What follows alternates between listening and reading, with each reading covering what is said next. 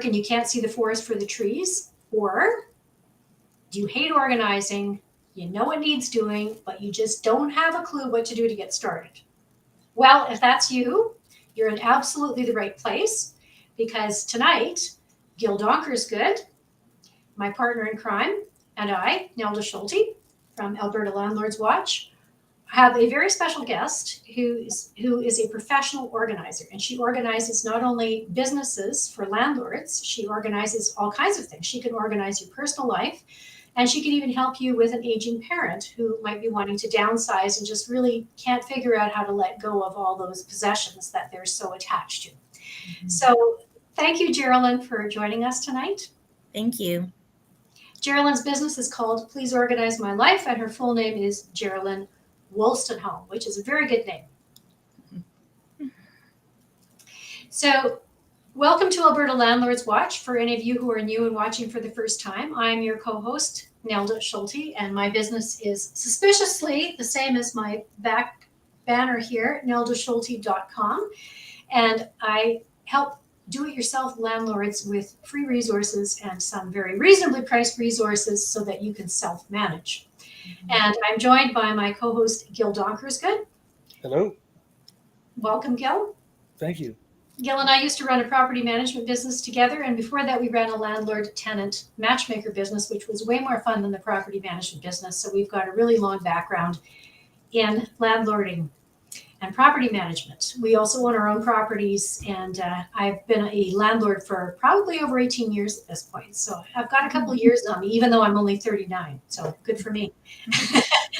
I also wrote a book, which is something I never, ever mentioned. Not ever, not even once. It's called The Canadian Landlord's Handbook. And you can buy it on Amazon.ca. If you want the hard copy, it's $17. If you want the e-learning version, it's $1.49, which is very inexpensive and almost, well, it's almost silly for you not to have it. So with that said, if you like this program, you like this show, like it, share it with your friends and your family. And don't forget to subscribe to the channel, to the Alberta Landlords Watch. And now I'm going to welcome Jerilyn, and we're going to stop talking about us, and we're going to start talking about Jerilyn. So welcome, Jerilyn. Thanks again for joining me tonight. Thank you so much for having me. I'm really looking forward to this. Me too. Why don't you start telling us by how you can help landlords, or how you do help landlords? Well, just want to sort of describe some of the jobs that I've done with some landlords in the past. So I find a lot of times when people just own a few properties, they have a lot of the information in their head. And then it comes up time for when they need to go on vacation. And they don't sort of have any support to have someone cover them when they're away. So some people have hired me just kind of as an emergency call service while they've been away. And then I have coordinated hiring the plumber or just sort of dealing with any last minute emergencies so that they could sort of enjoy their vacation and not be doing that from a beach on the middle of Jamaica. So that's one service that I've offered in the past, and a way I can be a support to landlords who don't have a whole team and they don't have their own staff. That's a really brilliant service, because actually we ran into that same issue. We couldn't go anywhere. Mm. If we did, we had to get somebody who was a licensed property manager or a real estate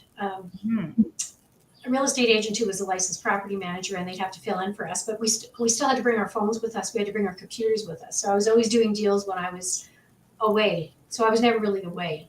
So boy, I wish I would have known about you a few years ago. It would have made my life a lot easier. Yeah. And then what else do you do for people when you're in the organizing arena? Well, a lot of property owners, even if it's just a busy family who have a single rental property, a lot of them are just really quite overwhelmed right now and just working a lot, and they're just spending a lot of their time just trying to sort of keep on top of things. And so a big part of what I do is just help people, even just at a time management level, to sort of do an assessment of where they're spending their time and help them sort of get back to having some time in their schedule for some of the things that they love to do, and have some time in their schedule to spend time with the people that they love. Because I find find that often those are sort of some of the things that go out the window first when you're under stress and when you're really busy. But those are sort of some of the things that we need to protect for our own mental health and for our own sanity. And so I find that just sort of having like a second set of eyes look at their life and sort of helping them to sort of better manage their schedule has just reduced a lot of the stress for the property managers and the entrepreneurs that I work with. Boy, that's huge. And you hear that all the time, or you hear people saying, if you don't take care of yourself, you can't take care of someone else. But as an entrepreneur, you're always doing about 5,000 things. And it's hard to just let at least one of those things go so that you could do something nice for yourself. Yeah. And I think a lot of times people think that when you talk about delegating, that you have to only delegate the business things. And not everyone has the financial resources to delegate the business things. So I encourage them to delegate the personal things. And then if you hire a housekeeper 3 hours a week, and then you have Saturday afternoon free instead of cleaning toilets, you can go out and have a glass of wine with a friend. And so sometimes it doesn't necessarily just have to be what you think it is. And people will say, well, I don't have money to hire an accountant or I full time, or I don't have money to hire an administration assistant full time. But I will sort of say, well, let's look at what your budget is and figure out some other quick wins for how we can save you some time. And then that also sort of alleviates a lot of the stress. That's brilliant. I love the housekeeper thing. That is a good idea. And the problem is a lot of people, if they try to take on more than they can take on, they'll just do a whole lot more work poorly. So you're not winning by overburdening yourself with more than you can handle. No. Yeah. Yeah, and you do have to take some things off of your own plate, whether it's dry cleaning, like rather than doing your own laundry, sending stuff off to the dry cleaner. That was something I learned from my tenants and my roommates in Fort McMurray. These guys were all making a lot of money, and they worked a ton of hours. They never did their own laundry, and they didn't cook their own meals, so they'd go out for dinner. And on weekends, they had time for fun, whereas I was cleaning the house and doing the yard work and stuff. And I thought, you know what? Mm-hmm. I'm going to hire a cleaning lady. Yeah. It's once every 2 weeks so that I don't have to clean. I need to have a clean house because I'm not comfortable without a clean house, but I'm going to just do that one thing for me. And, you can claim that as an income tax deduction. At least I did, because it was business. The rental part was business. So it was a win-win for everybody. Yeah. Yes, that's a brilliant idea. Yeah. I always tell people I'm not buying house cleaning. I'm buying time with my friends, Mm-hmm. So just to sort of mentally reframe it that way, it just sort of helps to pay that bill a little bit easier. Yeah. Well, and the other way to think about it, I think, is it worth my time to clean houses, or to clean my house, or should I be working on, the business stuff that needs doing? If you prioritize it like that, it makes it also a little easier to swallow. Okay. So one little homework exercise I'm going to leave our viewers with is I want you to take out your calculators and look at how much money you made last year, and divide that by the number of hours that you work in a year. So just do like 40 or 50 hours a week times 4 weeks times 12 months a year. Divide that dollar value by that number of hours. Just try and get a better understanding of what your time is worth per hour. So let's say you do that math and you come out with $125 an hour. So if you were doing your own cleaning, that essentially is costing you $375 for you to do that activity. So I think that it's just really important to think of things in terms of an opportunity cost. And when you start sort of having that mindset, you'll be a little bit more protective of your time and make some better decisions. Love I like that. that. That's good. Yeah. Mm-hmm. That's awesome. So how long have you been doing this work? So I've owned the business for 19 years. This is my Wow. 19th year in business. So survived a couple of recessions and survived COVID. And so, yeah, I really enjoy what I do. When I started the business, I focused on the residential organizing where I was decluttering homes. And then within a few years, I started organizing offices and working with entrepreneurs.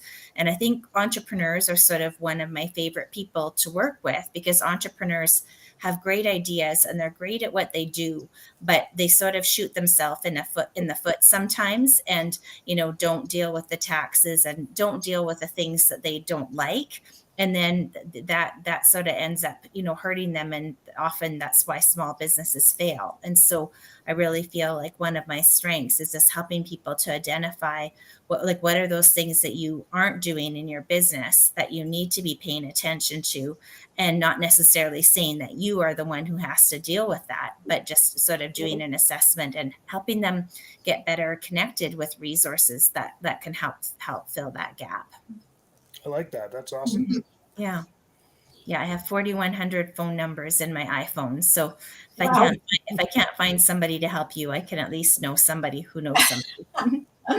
That's a lot of people. Mm-hmm. Gil? I think it's over to you now, Nelda. Oh, it's over to me already. We are there. Mm-hmm.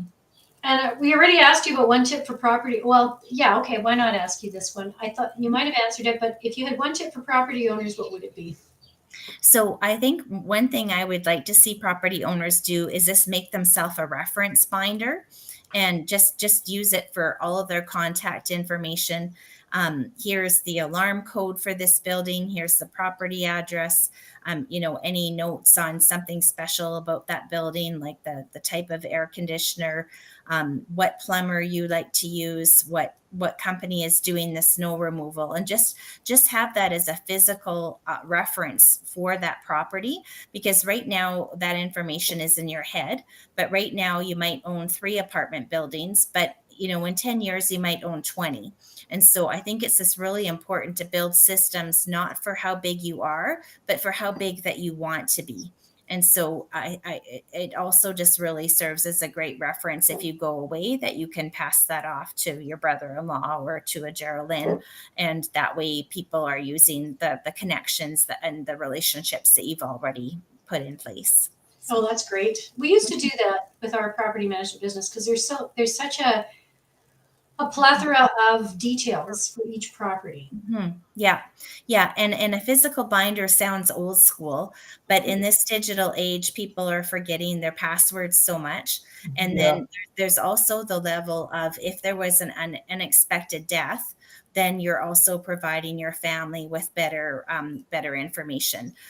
One of the most heartbreaking stories I had is I worked with a family, and their father owned 30 businesses across the country, and he didn't have things documented. And so when they were going through his estate, sometimes they didn't even know where these physical offices were located because they were out of province. And so we just went through and just we're trying to even find the most basic details, let alone do their taxes and look through that. And so you always hope that will never happen to you or to a loved one. But I just think, why not just set people up for success so that that's something that they don't have to worry about through a difficult season in their life. Exactly, because you're doing that not just for you, but you're doing it for the people that you leave behind as well. Yeah. And yeah, actually, I have a tenant he lives in my house here in Calgary, and I asked him if he had a will, because he's had some real health scares the last couple of years, and he said, "Oh no, I don't have a will, and I don't really have much." Blah blah blah. And I said, "Do you really want your daughters to have a big mess to clean up to go through when you leave? Like, you know what you're going to be putting them through if you don't have anything in place?" He goes, "Well, I thought I could just write a note." And I said, "It doesn't work that way." So he actually did see my lawyer, and he did get a will drafted up. So he did, which was good. Good. Yeah, a lot of people don't think about that. They think, well, I don't have anything, I'll live forever, blah, blah, blah. But even if you don't have anything, especially if you're in a rental property, it gets very complicated very quickly. Yeah. Yeah, exactly. You also help people who have elderly parents organize their space. I'm assuming that would be pretty challenging, though, because you know what? Some families are in a place where it's an emergency situation and they need to downsize into like a care home. And then they're a lot more willing to do a purge because they sort of know the exact square footage of what they're moving into.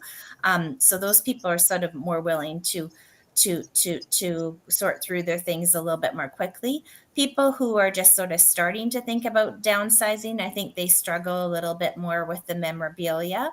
But there's a lot of tips and tricks that we can do through that process to sort of still honor their stuff. And I always tell people it's not that I'm going to force you to get rid of everything. It's just that it just would be so lovely to have an opportunity to bless other people with the things that you're not using. And, you know, if you have like 3 sets of dishes in your 5,000 square foot home and you're about to, you know, your kids have bought you a condo, you know, it's time to just sort of see how ways that you can help other people. And you know, I work all over Canada, but here locally in Calgary, you know, we've really been donating a lot of things to the people who've been coming from the Ukraine. And, you know, they're just coming with so little that, you know, just thinking about the fact that the dish set is helping a new family, I think that really sort of alleviates some of the stress of letting go of things that they've worked really hard to purchase. Mm-hmm.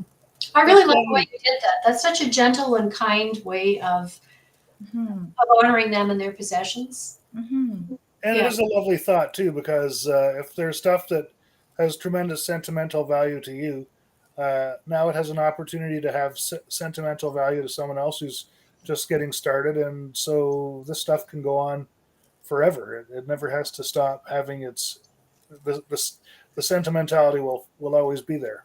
Yeah. And sometimes what I've done is I've taken photographs and made the client a scrapbook of some of those precious items so that they can look through the book and sort of, you know, tell some of those stories to other family members. So there's some tips and tricks that you can do just to sort of help that process be a little bit less difficult for them. You know, I think it's just really important to honor people's stories. And I think if sometimes just giving them the opportunity to tell their story and to feel like that's going to be preserved will help them to move into a different space. That is lovely. Like Nelda and I have both we've both had parents that have moved into condos or smaller places, and we've had to face that. And it's nice to know that there's someone who can actually guide you through the process and make it less painful. Yeah. Well, even when I think of decluttering for myself, like I mean, I started out my first career as a musician, and I had a piano that I just didn't use anymore, and I had these music books I'd spent a fortune on, and I didn't want to just sell them. I wanted to make sure that whoever got them, and the same with my piano, really cherished what I had. And so I kind of in a weird way, I found somebody who really loved my piano and was just thrilled to have it. And they were just tickled pink, and they thanked me so much. And they were going to take very good care of it. And they said it was like a real luxury item for them. And they never thought they could afford a piano. And they were so pleased. So, I mean, my piano went to a good home. Yeah. And music books went to my 2 nieces who were both singers. And they were really happy to have them because musical scores cost a fortune. So, you know, all of that went to a good home. So I felt very good about giving that away. I couldn't just give it away to some stranger. It had to, so I understand how people who are, have had a longer time with their possessions would feel about honoring their possessions. And I also really love your idea about a scrapbook, because that's just such a nice way of kind of letting go in a very gentle way. Yes, you're preserving it at the same time. Yeah, I think a lot of people, you know, want to support the charities, but they don't know which charities will take what things. And they also, if they're hiring me because they don't have the time to get organized, how are they going to have time to drive across the city to women in need and drop off those clothes, right? So at the end of each of our organizing sessions, we take all of the donations from you, and then we disperse it to about 17 different charities in the city. And then that way you can know that they're sort of going to a good home and it doesn't sort of sit at the front door for 3 months. Oh, that's great. That's also lovely. Yeah. Well, what are the most frequent comments people make when you've helped them organize or declutter? Well, a lot of times they tell me that they're not going for marriage counseling as much anymore because they're not fighting about it. So I think that's sort of like the nicest and the funniest feedback that I get. But I think that, you know, often I'll just hear comments like, I'm sleeping better, because they just sort of aren't ruminating at night and thinking about, I should be doing this, I should be doing that. And I think there's just like an overall feeling of just being under less stress, because My philosophy isn't that everything has to be made to look like a show home. It's just that I want you to enjoy your home, right? Mhm. And that looks different for everyone. But I want you to be able to come home after a long day of work and sit in your living room and really enjoy your time off, not just sort of looking at piles thinking that it's stuff that you have failed at, you know? Yes, clutter does sort of weigh on your psyche. Yeah, it does. Yeah, for sure. Yeah, every time I spring clean, I feel lighter, and Yeah. it kind of translates into everything. It's Mhm, yeah, it's funny how much it can free you up emotionally. mhm. So, what's the strangest thing you've ever been asked to do? Okay. To Well, I've got an answer for that question, and you're going to be a little bit surprised. So, one man, and this was a number of years ago, hired me because he wanted to find a cheaper vasectomy. And so I said to him, I'm not sure that this is something that you need to prioritize saving money on, but I took him on as a client. And I researched all the different vasectomy clinics in Calgary and tried to get him the best price, and then found out that one of the vasectomy clinics gave discounts to firefighters, and so I got a firefighter sticker, put it on his vehicle. The owner of the clinic saw the firefighter sticker and gave him a discount on his vasectomy. So I have to admit, even like a number of years later, I still scratch my head about that one. But I think I would have never in a million years thought yeah, of that. I thought you'd be some decluttering thing, but certainly not a vasectomy. yeah, yeah, yeah. I'm all for saving money, but I think that health isn't an area where we need to prioritize that. So No. Yeah, I would be looking, I would think that people would be looking for that particular area of the anatomy. They want someone really good, not yeah, necessarily the cheapest. yeah, Yeah, yeah. well, okay. All right, that definitely did surprise me. I was first thinking, well, she won't surprise me because I've heard a lot of stuff, but Yeah, I am surprised. yeah. I'm just picturing the guy saying, "Well, what's the worst that could happen?" Yeah, yeah.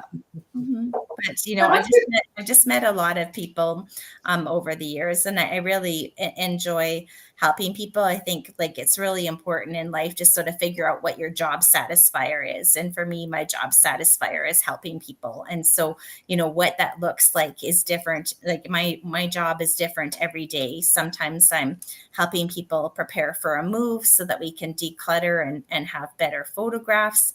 So, sometimes I'm helping someone who's selling their business to, go through their paperwork so that we've got a better operations manual. And so every day is different, but I really have been blessed to have a job that I really enjoy. And I'm just really thankful for the variety, to be honest. Oh yeah, that would be very interesting. I Mhm. would be So, very how did you find your way into this career? Like, it's quite unique. Yeah, well, as a child, I was super organized and I had trouble sleeping. And so I would get up in the middle of the night and label my parents' cassette tape collection. So I think a lot of it just is really sort of, I'm naturally prone that way. But how the business started is I had a career like many other people in oil and gas. And people would walk by my desk and say, Jerilyn, you're the most organized person I know. I just wish I could take you home. So, probably by about the time the 10th guy said that to me, I said, okay, Saturday at 2 o'clock. And so I organized his house and he was just thrilled. He told his neighbor, I organized his neighbor's house. They told their uncle, I organized the uncle's house. So before I knew it, my phone was sort of ringing off the hook with these side jobs, right? And I just sort of got to a point where I'm like, that something's wrong here. I have a job that I'm good at during the day, but I kind of hate. Mhm. And then I'm doing a job that I really love on the weekend, and it shouldn't be this way. So at that stage, I hired a business coach and I said, help me as a single person make this transition from doing it part-time to full-time. And to be honest, it took me a year and a half before I just felt ready to resign and to know that the lights were going to stay on. But within that year and a half, I really set myself up well so I didn't have debt, and so that I was this ready to do the business full-time. And I just sort of went from there, and I just feel so blessed that it grew and grew. Yeah. That's an excellent story. Mhm. Yes, yes. You had kind of got your business started through work. People just Mhm. walking past your desk. Yeah. Hmm. And I think you've already answered that question. What do you enjoy most about your job? I mean, you mentioned about the variety, about everything's different every time, and you never know when somebody calls you what they're going to ask for. And I think even more so, it's just helping people, like just getting those testimonials that they're not going for marriage counseling anymore, and seeing the look on their kids' faces that when they say to mom, now I have a place to play, or seeing the husband come in the door after a day of work and just like the wonder on their eyes that now they can find things in the kitchen to make their favorite meal.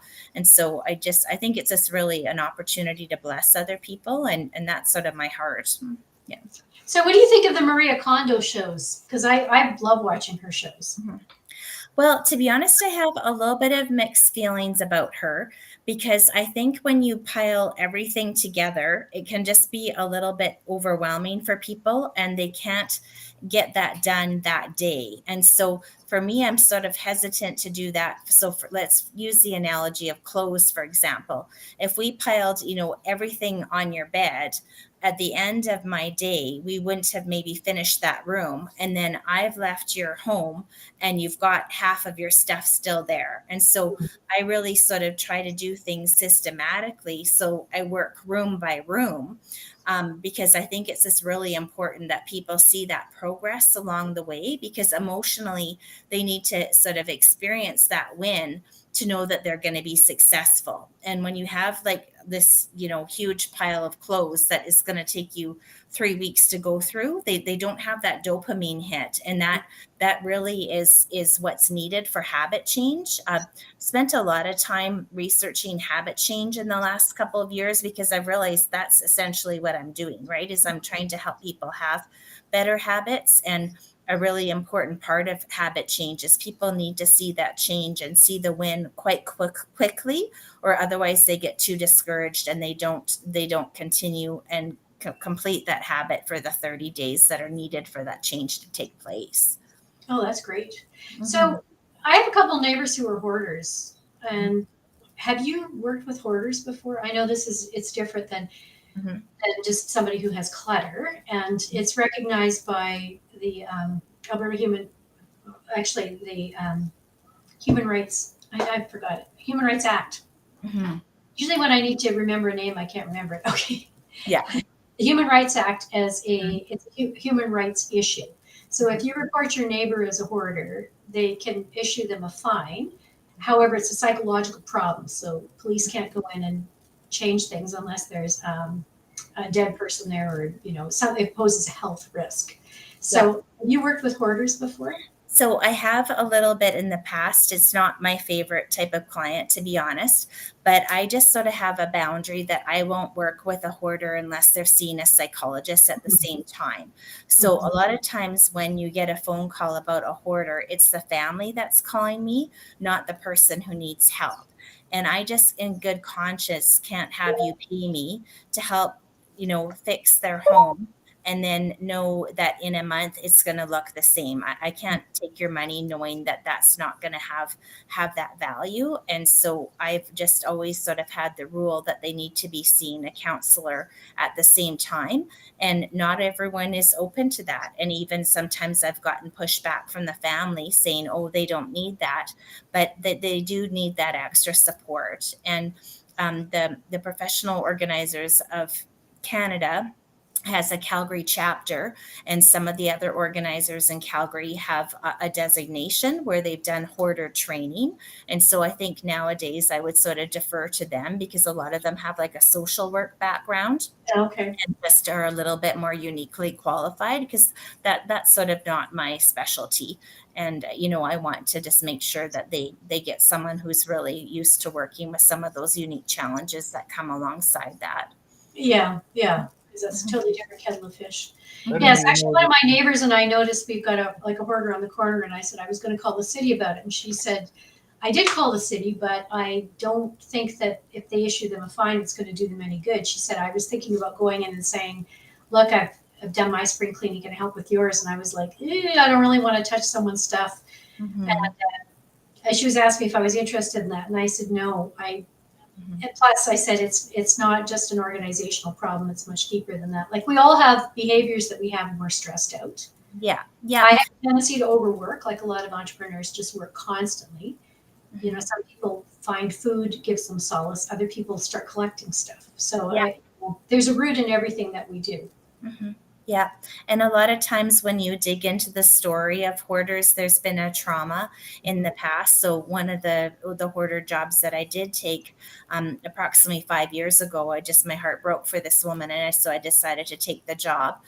And she hadn't cleaned her house in 16 years, right? Oh So wow. the magazines were old, the mail was old, like just nothing had been touched. And one day I just very gently asked her, like, what happened 16 years ago, and her husband at the age of 44 had a heart attack and died. And Mm. so she just was devastated and just emotionally shut down, and didn't leave the house very often, and just didn't feel she had the capacity to keep up with things. So I just encourage you not to judge them too hard until you sort of know their story, because a Yeah. lot of times there's a lot of heartbreak behind some of those situations, and they just don't always have the finances to access the resources that they need. Yeah. Mhm. Yeah. Very true. Very Mhm. true. It'd Yeah. be nice if the city had some sort of resources for them where you could call in and say, you know, Mhm. could there be some support for them? Mhm. Yeah. Yeah. That's a whole other conversation. Mhm. Yeah. Thank you for asking about that, though. Mhm. Gil? So, when it comes to your business clients, do you see any trends happening nowadays? Mhm. So a lot of the work that I've been doing this last year is almost what I would diagnose as mental clutter. So I'm finding a lot of the entrepreneurs just have so much on their mind that they're just feeling so overwhelmed that they're struggling to get some regular, even easier tasks done in their business, because they just feel like there's so much to do that they don't know where to start. And that mental clutter in their mind is actually really preventing their business from moving forward. So, a lot of my business sessions in this last year have just sort of been a process of helping them to get all that information out, get that on paper, and then bring them the supports that they need to work on those different areas. And often, just the process of talking through those things helps us to identify what it is that they're really being bothered by. And so a lot of times they'll say, this is what we need to focus on. But when I start to listen to their story, I'll find that no, actually, you're just stressed about, employee performance reviews next week. And how about if we make a quick worksheet so that we have some key questions to guide that conversation, just to give you a bit more confidence in doing something that you haven't done before. And that can just sort of help to take some of that load off their mind. So that work is quite customized to each person. So a lot of times I'll just sort of explain to people, we'll do maybe a physical declutter of their office. Then we'll sort of build some systems that are specific to that company. And then we'll just really sort of work on trying to improve some of those processes within their business to help alleviate some of their stress. Oh, that's great. So, and Mhm. part of a big chunk of your job is listening and hearing what they don't say, as well Mhm. as hearing what they do say. Yeah. Yeah, because I think as business owners, when we've done well in one of areas of our life, it's hard to talk about the things that we're not good at, right? Mhm. And I always use the analogy that, I'm 47 years old and I still can't cook. I hate cooking. I can't stand it. I hire a lady to make me frozen dinners, and I pick up a freezer full every month because that's just something that I'm not good at. And, I could spend hundreds of hours learning how to and get good at it, but I don't want to, because it's just not something that I enjoy. So I just think a big part of it is just giving them permission to not be good at everything, because I just think as entrepreneurs, we put so much pressure on ourselves to perform when we're hardwired to be accomplishment driven people. And so I think a big part of that conversation is just saying that, it's okay for you not to do this. It's okay for you not to be good at this. Let's try and figure out another way to solve that. I think that's really excellent. Don't have to be good at everything. and what can you outsource, and if it's cooking. I outsource cooking at different times. At one point, I had different meals. I'm vegan, so it's a bit of a different kettle of fish for me, or non-fish. Yeah, cooking can take up a lot of time. I think that's the thing about it that bothers me the most is by the time you go grocery shopping and then you cook stuff, especially if you're eating plant-based food, cooking ahead, putting stuff in containers, putting it in the fridge, and then cleaning up afterwards. I'm like, ugh. I would like the robotic arms that does all that for me, and I could just plug the little recipes into it, and it could just do all that and clean up for me. Yeah. Or So I like your suggestion too. I don't mind cooking. I just don't like to do it when I don't have the time. yeah, that's fair. Yeah. And I enjoy cooking, but I'm not a very good organizer. So, Mm-hmm. this is the opposite side of that. But as you said, everybody has their strength. Yeah. And then I think another, sometimes some of the pushback I would get when we're sort of talking about delegating is, someone who maybe just owns a few rental properties might not have the finances in order to be able to delegate something right away. So I really encourage people to use barter. Someone like Gil could, make some extra meals with his leftovers and then barter, giving those meals to someone else for someone who could come and tidy up his office, right? So just try to brainstorm, other services that you can provide, maybe even outside of your business that you could do on barter to bless other people. And that would be a way to sort of help manage your cash flow in those early years. What a smart idea. That is a good idea. It actually has some very practical applications that I'm thinking about right now. Yeah, well, I can see the gills turning.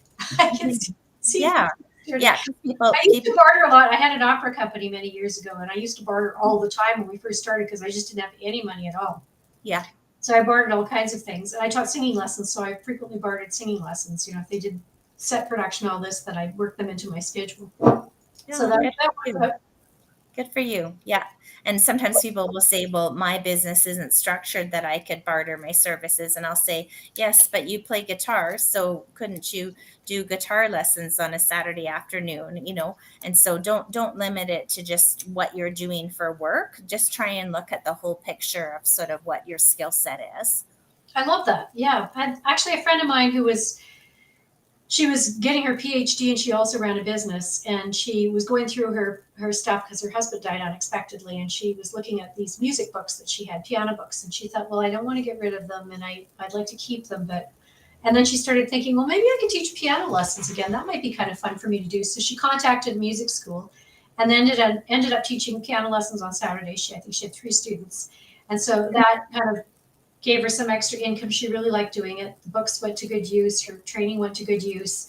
And she was, again, it was sort of like honoring her music background and the books without throwing them out or, giving them away or whatever. It was, I don't think she really needed the money, but it just fit what she wanted to do at the time. Oh, I love your suggestion. Yeah.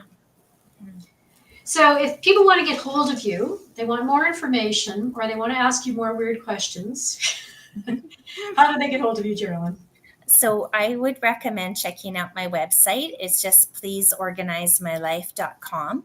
And on the website, I have a contact form. And if you don't mind just filling that out, that sort of just lets me know the best time to reach you, because entrepreneurs often, are really tied up during the day, and you might want your free consultation to be a Thursday evening, not, sort of during business hours. And so I just want to really work around your schedule. And after you fill out that contact form, I will touch base with you and set up a time. And I give a free 1-hour consult. And during that consult, I'll describe my services. I'll sign a confidentiality agreement with you so that whether you hire me or not, you know that your secrets are safe, because my friends don't care about what your cupboards look like anyways.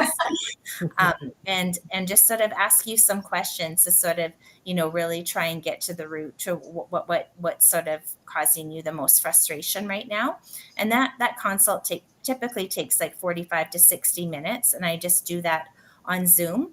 And then after that consult, I provide you with an estimate in terms of the total number of hours so that you would have a price for the project. And that sort of helps you budget and decide if you want to move forward.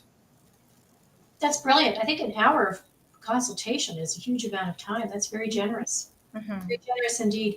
I've certainly learned a ton just from the short time that we've asked you a few questions, and I've gotten some ideas. So, As have I. Yes. what are your ideas? Are you getting, Gil? Well, this is fairly basic, but I mean, I do the guitar thing. I haven't really been motivated to teach, but I also sail, so I could say, if you work in my office cleaning up for a while, I'll take you out in the boat. So, Mm. that could possibly be a pretty. Yeah. Normally, I'm begging people to come sailing, but I Mhm. could turn it. It's like that old thing about you put a sign on the end of your driveway that says free cats, and no one takes them, but you say cats $10, and they'll come in. So maybe I could get more crew by telling them they'd have to work for it. Yeah. Yeah. That's a great idea. Yeah, it is. Yeah, I don't think I want to barter anything right now. Mhm. Uh, That's and but I probably will in the future because life always changes. Mhm. And yeah, Yeah. I'm sure I'll think of something. But anyway, if I want your services, I know where to reach you. I know how to get hold of you. And I really love the way you described your process. And I love the way you just have a very kind, holistic way of dealing with people and their things, a very humane approach, which is just really beautiful to see. So thank you so much for sharing that with us. Whenever I think of organizers, I think of taskmasters, and I don't get the feeling that that's your way. Yeah. Well, I just want to, want people to feel safe, and I recognize that I'm helping people do something that they don't enjoy, right? And so it's just kind of like for them, it sort of feels like the equivalent of going to the dentist. I love paperwork, and if I could just have my job just be organizing paperwork all month, I'd be in heaven. But I have to do a certain amount of offices in order to get enough billable hours in the month. But I recognize that even though it's fun for me, it's not fun for you. And so I just want to make that experience a little bit less painful. Mhm. Oh, that's brilliant. I like And that. I like that a lot. yeah, no Mhm. numbing involved, no anesthesia. Yeah. No, that's nothing like seeing a dentist. And you Yeah. feel immediately better afterwards, which is like, Mhm. I don't know, after I paid my dentist, I don't feel immediately better. So thank you so much, Jerilyn, for sharing your wealth of talents and your kindness and expertise with us. And we will be posting this on YouTube and on Facebook and LinkedIn and Instagram as well. And for those of you who liked this program, please subscribe and like it, share it with your friends. And if you're looking for more do-it-yourself landlord resources, by all means, go on to neldaschulte.com and buy my book. Look at that. I just happen to have it handy. All right. Thanks so If much, you need everybody. help, go to Jerilyn's website and let her help you get organized. Please organize my life. We'll post all of this in the YouTube video. Okay. Thanks so Thank much. you very much. Good night, everybody. Good night. Bye bye.